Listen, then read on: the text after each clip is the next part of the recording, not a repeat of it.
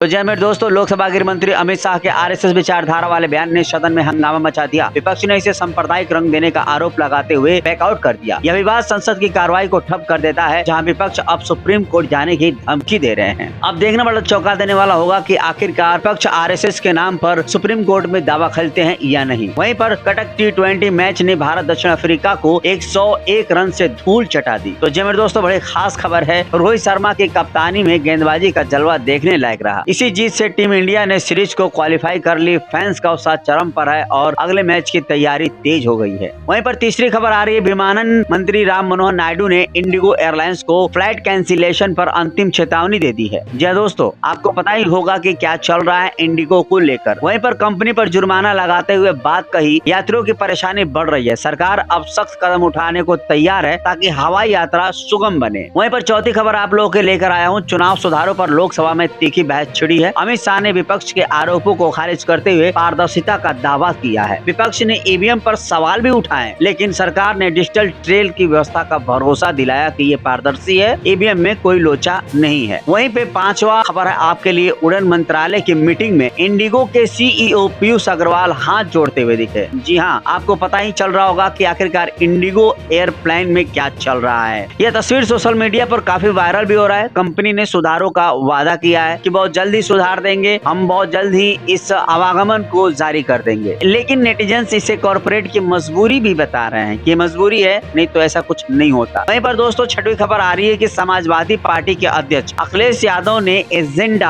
आज तक में अयोध्या से लेकर 2027 यूपी चुनाव तक की रणनीति खोल दी है। जी हाँ, उन्होंने बीजेपी पर हमला बोला है। कहा है कि विकास का सपना बेचने वाले अब असलियत का सामना करने के लिए तैयार हो जाएं। तो उत्तर प्रदेश की जो चुनाव है बहुत ही घमासान होने वाला है। वहीं पर दोस्तों सातवीं खबर निकल के आ रही है कि पाकिस्तान जेल में कैदी नंबर 804 की पहेली ने सोशल मीडिया में हलचल मचा दी है। जी हाँ दोस्तों, पाकिस्तान की जेल में कैदी नंबर 804 की पहेली ने सोशल मीडिया पर हलचल मचा दी है। ये क्या माजरा है, जरा जानिए। यह इमरान खान से जुड़ी रहस्यमयी कहानी लग रही है। लोगों की जिज्ञासा चरम पर है, क्या यह राजनीतिक साजिश का हिस्सा है? जानने को लोग बेताब है, चाहे पाकिस्तान के हो, चाहे इंडिया के हो, चाहे अरब के हो, कि ये 804 नंबर का जो पाकिस्तान में एक कैदी है वो इमरान खान जैसा क्यों लग रहा है? क्या इमरान खान ही तो नहीं है? जानना बड़ा दिलचस्प और चौंका देने वाला होगा। अपडेट आएगी तो मैं आपको बताऊंगा। जी दोस्तों, नए किराएदार नियम 2026 किराएदारों और मकान मालिकों के लिए 10 महत्वपूर्ण बदलाव। नए साल 2026 से भारत में किराएदारों के क्षेत्र में केंद्र सरकार द्वारा लाए गए 10 नियम कानून लागू हो जाएंगे, जो किराएदार को अधिक सुरक्षा और पारदर्शी प्रदान करेंगे। इस नियम का उद्देश्य मकान मालिकों की मनमानी को रोकना और विवादों को कम करना है। सभी राज्य सरकार इनके अपनी आवश्यकताओं के अनुसार अपनाने के लिए स्वतंत्र होंगे। डिजिटल रजिस्ट्रेशन से प्रक्रिया अधिक पारदर्शी बनेगी और किराएदारों की गोपनीयता जैसे कानूनी अधिकार मिलेंगे। ये बदलाव नए किराया समझौता 2025 का हिस्सा है, जो मकान मालिकों पर सख्ती लाएगी लेकिन किराएदारों के हितों की रक्षा करेगी। तो चलिए दोस्तों, एक एक करके जानते हैं। डिजिटल स्टैंप और ऑनलाइन रजिस्ट्रेशन अनिवार्य है। किराया समझौते में सबसे बड़ा बदलाव यह है कि अब सभी रेंट एग्रीमेंट पर डिजिटल स्टैंप लगाना जरूरी होगा। हस्ताक्षर के 60 दिनों के भीतर इसे ऑनलाइन रजिस्टर कराना होगा, अन्यथा 5000 रुपए तक का जुर्माना लगता है। पहले कई राज्यों में हस्तलिखित या फिजिकल स्टैंप पेपर वाले अनुबंध कार्य स्वीकार थे, लेकिन अब केवल डिजिटल रजिस्ट्रेशन वैध माना जाएगा। ये कदम किराएदार को आधिकारिक बनाने और धोखाधड़ी या अवैध बेदखली को रोकने के लिए उठाया गया है। इससे पारदर्शिता बढ़ेगी और दोनों पक्षों के बीच विश्वास मजबूत होगा। वहीं पे अगर दूसरी तरफ चलें तो सिक्योरिटी डिपॉजिट पर सीमा तय होगी। मकान मालिक अब आवासीय संपत्ति के लिए अधिकतम 2 महीने का ही सिक्योरिटी डिपॉजिट ले सकेंगे, जबकि व्यवसायिक संपत्ति के लिए यह सीमा 6 महीने तक होगी। यह नियम किराएदारों पर अग्रिम राशि के बोझ को कम करने के लिए बनाया गया है, खासकर महानगरों में जहाँ भारी डिपॉजिट आम समस्या है। पहले अनियंत्रित डिपॉजिट से किराएदार परेशान होते थे, लेकिन अब यह स्पष्ट सीमा उनकी आर्थिक राहत सुनिश्चित करेगी। मकान मालिकों को भी इससे अनावश्यक विवादों से बचाव मिलेगा। देखो दोस्तों, किराया वृद्धि पर 12 महीने की पाबंदी है। किराया अब केवल 12 महीने पूरे होने के बाद ही बढ़ाया जा सकता है और वृद्धि की सूचना कम से कम 90 दिन पहले लिखित रूप से देनी होगी। यह प्रावधान अचानक या अनुसूचित बढ़ोतरी को रोकने के लिए है, जो पहले किराएदार के लिए तनाव का कारण बनती थी। इससे किराएदारों का योजना बनाने का, आपत्ति दर्ज कराने का पर्याप्त समय मिलेगा। मकान मालिक को भी यह नियम अनुमानित आय सुनिश्चित करेगा, बशर्ते वे समय पर सूचना दे। तो दोस्तों चौथा जान लीजिए, बेदखली के लिए ट्रिब्यूनल आदेश जरूरी है। मकान मालिक अब किराएदारों को बिना किराया न्यायाधिकरण का आधिकारिक निष्कासन आदेश से घर खाली करने के लिए मजबूर नहीं कर सकते। एग्रीमेंट की अवधि पूरी होने तक बेदखली संभव नहीं होगी, जो किराएदारों को मजबूत कानूनी सुरक्षा प्रदान करेगी। पहले अनाधिकृत बेदखली आम थी, लेकिन अब यह प्रक्रिया न्यायोचित बनेगी। इससे विवादों का समाधान तेज और निष्पक्ष होगा। दोस्तों 5वां जान लेते हैं, मकान मालिक का प्रवेश 24 घंटे पहले सूचना पर। किराएदारों की गोपनीयता की रक्षा के लिए मकान मालिक को घर में प्रवेश या निरीक्षण करने से कम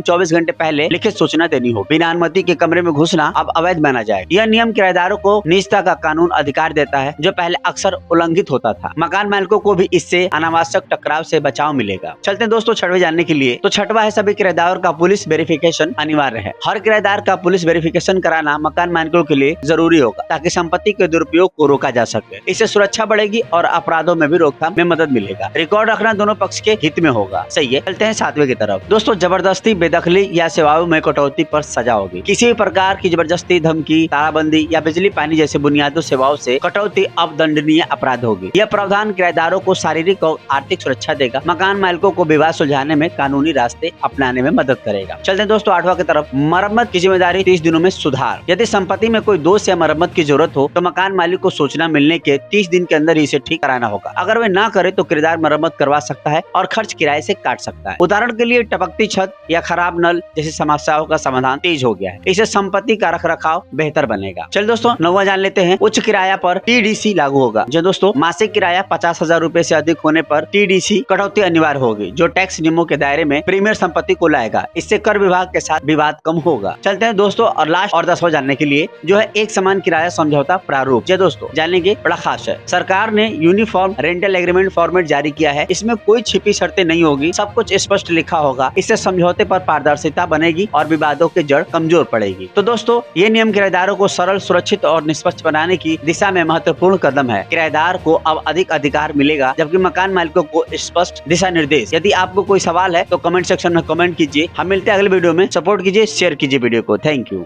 क्या आप तैयार है उस बारिश के लिए जो शहर को धो डालेगी? जी हाँ, तो मुंबई में इस वक्त बारिश चल रही है और सड़कें जलमग्न हैं। मुंबई में आज सुबह से तेज बारिश से शहर को ठप कर दिया गया है। जल भराव ने लाखों लोगों की मुश्किलें बढ़ा दी है। जी दोस्तों, जहाँ हर राज्यों में कड़ाके की सर्दी चल रही है, वहीं पर कड़ाके की बारिश मुंबई में हो रही है। सड़कें जलमग्न है। मुंबई में आज सुबह से तेज बारिश ने शहर को ठप कर दिया है। ट्रैफिक जाम और जल भराव ने लाखों लोगों की मुश्किलें बढ़ा दी है और ऐसा लग रहा है कि तेज हवाओं के साथ बारिश रहने की चेतावनी कल भी मिल सकता है। जी दोस्तों, सर्दी का पहला झोंका आपको कांपने पर मजबूर कर देगा। दिल्ली में न्यूनतम तापमान 4 डिग्री, कोल्ड वेव अलर्ट है। उत्तर भारत में कोल्ड वेव ने दस्तक दी है। दिल्ली में घना कोहरा और 4 डिग्री का तापमान ने यातायात को बाधित कर दिया है। कल सुबह तक तापमान और गिर सकता है, इसीलिए सावधान रहे, गर्म कपड़े पहने। तो जी दोस्तों, राहुल गांधी के वोट चोरी पर सवाल संसद में उबाल। निशिकांत दुबे का पलटवार। जानते हैं विस्तार से कि क्या कुछ चल रहा है संसद में। तो दोस्तों हम बात कर लेते हैं संसद के शीतकालीन सत्र के 7वें दिन लोकसभा चुनाव सुधारों पर चर्चा के दौरान विपक्ष के नेता राहुल गांधी ने बीजेपी और चुनाव आयोग पर गंभीर आरोप लगाए। राहुल ने कहा कि वोट चोरी देश का सबसे बड़ा राष्ट्र विरोधी कृत्य है। आरएसएस सभी संस्थाओं यहाँ तक कि चुनाव आयोग पर कब्जा करना चाहता है। उन्होंने हरियाणा के वोटर लिस्ट में एक रिलीजियन महिला के फोटो 22 बार छपने का उदाहरण देकर SIR यानी कि स्पेशल इंसेंटिव रिवीजन प्रक्रिया के वोट चोरी की साजिश बताया, जिससे सदन में हंगामा मच गया। विपक्षी सदस्य नारेबाजी भी लगाने लगे। दोस्तों जानते हैं इसके जवाब में बीजेपी सांसद निशिकांत दुबे ने जोरदार पलटवार किया। क्या किया जानते हैं? दुबे ने राहुल को निशाना बनाते हुए कहा कि EVM तो आपके पिता राजीव गांधी ने 1987 में पायलट प्रोजेक्ट के तहत पेश की। कांग्रेस ने इन्हें देश में लाया था। उन्होंने कांग्रेस के दौरे में इंदिरा गांधी की रायबरेली चुनाव में वोट चोरी के कोर्ट फैसले का जिक्र कर तंज कसा और पूर्व चुनाव आयोग को कांग्रेस के तोहफे बताकर विपक्ष पर प्रहार किया।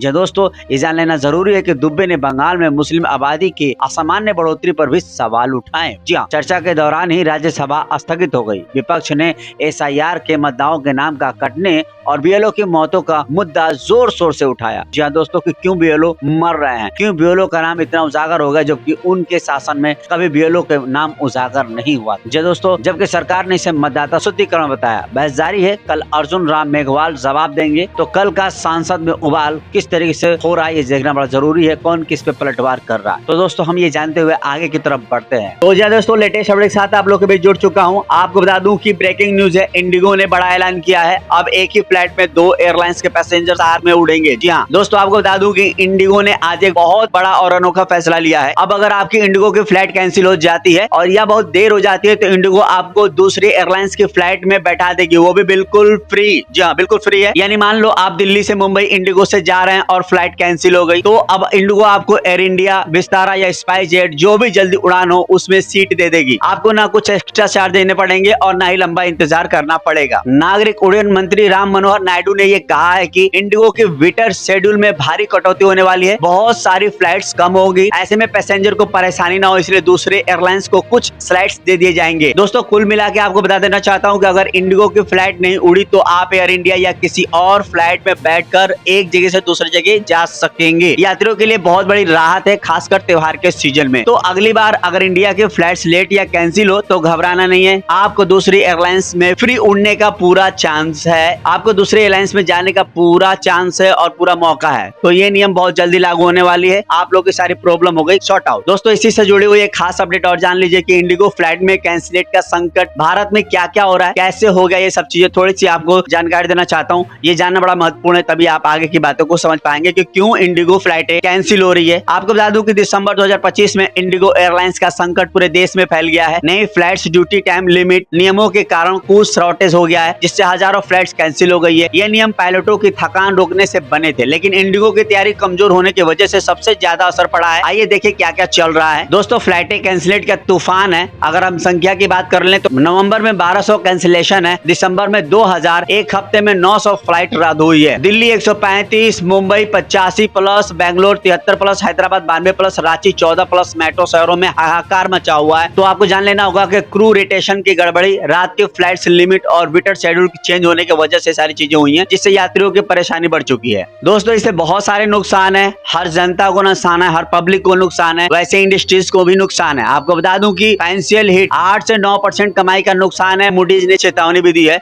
वैसे एयरलाइंस पर एयर इंडिया ने फेयर कैंप किया है, लेकिन ट्रैफिक बढ़ा है, घटा नहीं है। एक्सपर्ट व्यू ने कहा है कि इंडिगो की बड़ी साइज 2200 डेली फ्लाइट्स ने समस्या बढ़ाई है। तैयारी में 18 महीने का समय मिला था, लेकिन बहुत लेट हो गया है। अब ये धीरे धीरे सुधार हो सकता है और ये होने वाला होगा, तो आपको अपडेट देता रहूंगा। चलते हैं फिलहाल नेक्स्ट अपडेट पे। आपकी क्या प्रतिक्रिया इंडिगो को लेकर जरूर बताइएगा और पिछले अपडेट को भी लेकर। 2024 से 2025 तक भारत के 12.5 लाख भारतीयों ने क्यों छोड़ा अपना देश। कल्पना कीजिए सिर्फ 2 साल में, यानी 2024 की शुरुआत से दिसंबर 2025 तक लगभग 12.5 लाख भारतीयों ने अपना देश हमेशा के लिए छोड़ दिया। आपने सही सुना, 12.5 लाख, यानी 12,50,000 से ज्यादा लोगों ने। ये वो लोग हैं जो ग्रीन कार्ड, PR वीजा, अस्थायी निवास लेकर अमेरिका, कनाडा, ऑस्ट्रेलिया जैसे देशों में बस चुके हैं। लेकिन सवाल यह है क्यों? क्या ये ब्रेन ड्रेन का नया रूप है या मजबूरी? आज हम इसी पर गहराई से चर्चा करेंगे। तो चलिए शुरू करते हैं इस स्टोरी को। सबसे पहले आंकड़ों की बात करें तो ये संख्या कोई अनुमान नहीं बल्कि OECD की 2025 इंटरनेशनल माइग्रेंट आउटलुक रिपोर्ट पर आधारित है। 2023 में ही 6 लाख भारतीयों ने OECD देशों मतलब विकसित देशों जैसे अमेरिका, कनाडा, UK में अस्थायी रूप से चले गए। 2024 और 2025 में ये संख्या 8% बढ़ गई है, यानी प्रति साल करीब 6.5 लाख और 2025 का जनवरी में 5 दिसंबर तक करीब 6 लाख। कुल मिलाकर ये अवधि 1 साल 11 महीने, कुल मिलाकर आप 2 साल मान लीजिए। 2 साल में इस तरीके का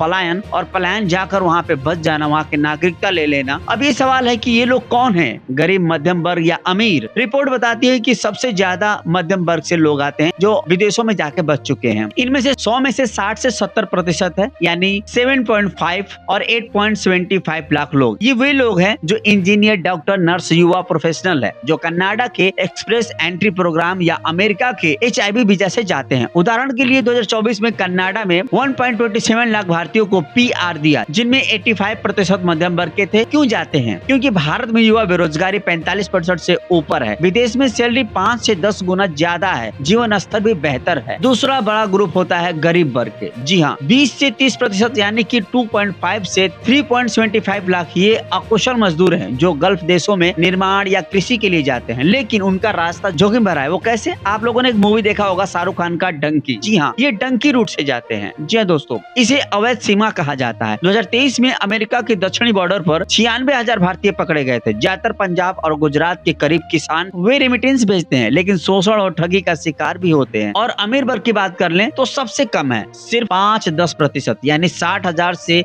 1.25 लाख से हार्ड नेट वर्थ इंडिविजुअल्स हैं जो यूएई के 10 साल वाले वीजा या पुर्तगाल के गोल्ड वीजा से जाते हैं। हेनली रिपोर्ट 2025 कहती है कि 2025 में 3,500 मिलियनियर भारत छोड़ेंगे, कारण सुरक्षा का डर, कर बचत और सरकारी जांच से बचना। तो दोस्तों अब आते हैं असली सवाल पर, कारण क्या है? पहला, आर्थिक अवसर। भारत में अंडर एम्प्लॉयमेंट 62% युवाओं का प्रभावित कर रही है। विदेश में नौकरी मिलते ही जीवन बदल जाता है। दूसरा, शिक्षा। 1.33 मिलियन भारतीय छात्र विदेश पढ़ रहे हैं। यूके में 2.66 लाख, कनाडा में और ज्यादा है। पढ़ाई के बाद वर्क वीजा मिल जाता है और बस हाई वसावट। तीसरा, जीवन स्तर, बेहतर हेल्थ केयर, सुरक्षा और प्रदूषण मुक्त हवा। अमीर तो पारिवारिक एकीकरण के नाम पर भी जाते हैं, लेकिन गहराई में बेरोजगारी, भ्रष्टाचार और असुरक्षा जैसे आर्थिक अपराधी भाग जाते हैं। वैसे ही युवा गरिमा की तलाश में।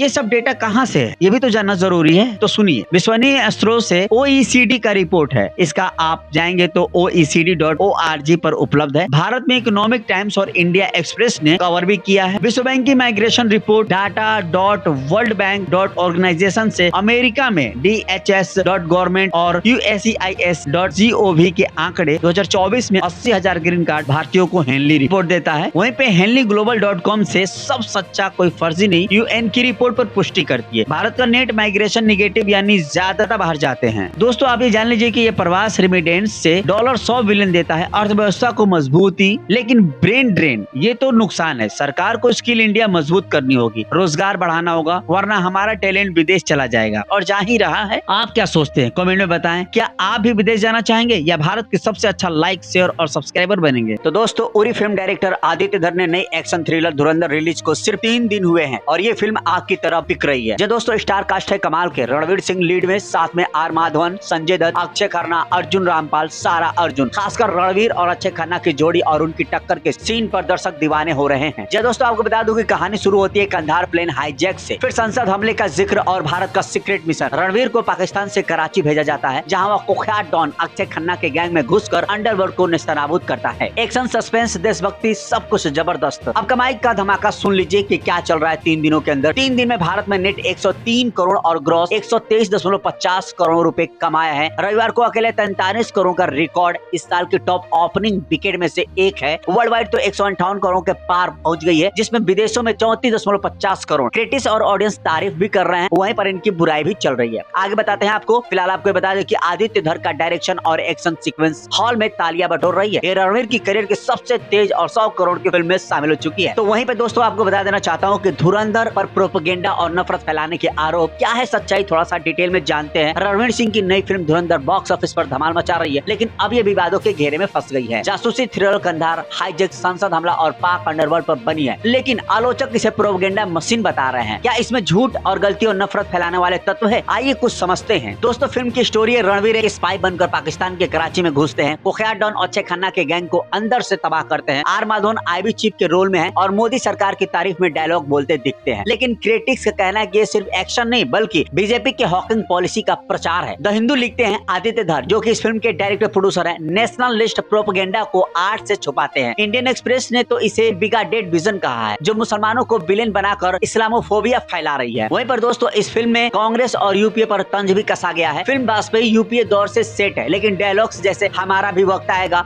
ये साफ लगता है कि ये कांग्रेस सरकार को कमजोर दिखाकर मोदी युग की तारीफ कर रही है। रेडिट और यूजर बोल रहे हैं यूपीए कांग्रेस के खिलाफ प्रोपेगेंडा भरा मूवी है। ध्रुव राठी ने तो ट्रेलर को ISI वीडियो जैसा बताया, हिंसा का ग्लोरीफाई करने का आरोप लगाया। यामी गौतम ने निगेटिव रिव्यूज के एक्सटॉर्शन कहा है। दोस्तों वहीं पे झूठे तत्व फिल्म के रियल इवेंट्स में इंस्पायर्ड है, लेकिन शहीद में मेजर मोहित शर्मा के परिवार के कोर्ट में केस किया, कहा बिना परमिशन रोल लिया गया है। आदित्य ने सफाई दी, ये फिक्शन है, बायोपिक नहीं। फिर भी 3.5 घंटे की लंबाई, ओवर द टॉप हिंसा और पॉलिटिक्स बायस पर सवाल। द वायर ने इसे हाइपर नेशनलिटी कहा। दोस्तों एक तरफ 158 करोड़ का वर्ल्ड वाइड कमाई, तालियां मिल रही है, दूसरी तरफ नफरत भी फैलाया जा रहा है। आदित्य धर इस फिल्म के डायरेक्टर प्रोड्यूसर पिछले फिल्मों में भी ऐसे ही आरोपों को झेलते आ रहे हैं और ऐसी मूवी बनाने में वो माहिर है, क्योंकि ऐसा लगता है कि उनके अंदर से कोई ना कोई ऐसा पार्टी है जो उनके फाइनेंस के प्रॉब्लम को सॉल्व करती है। तो दोस्तों आपको कमेंट करना है और डिसीजन लेना है कि क्या ये सिनेमा है या पॉलिटिक्स। जी हाँ, आप क्या सोचते हैं कमेंट में बताइएगा। और आपको बता दूं कि पब्लिक है, सब जानती है।